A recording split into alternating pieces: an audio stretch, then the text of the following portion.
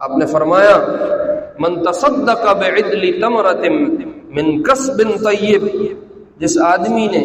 ایک کھجور کے برابر صدقہ اپنی حلال کی کمائی میں سے کیا،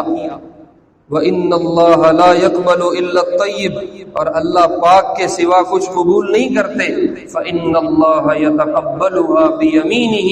اللہ اس صدقے کو اپنے دائیں ہاتھ میں تیرے سے وصول کرتا ہے، ثُمَّ يُرَبِّيهَا لِصَاحِبِهِ،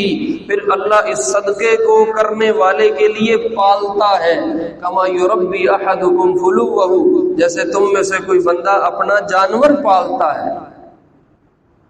حتی تکون مثل الجبل، یہاں تک کہ اللہ کے ہاں وہ صدقہ پلتے پلتے پلتے پلتے پلتے آیا تھا ایک کھجور کا دانہ، اور بڑھتے بڑھتے آپ نے فرمایا پہاڑ جتنا بن جاتا ہے، اور اللہ اپنے بندے کو پھر وہ واپس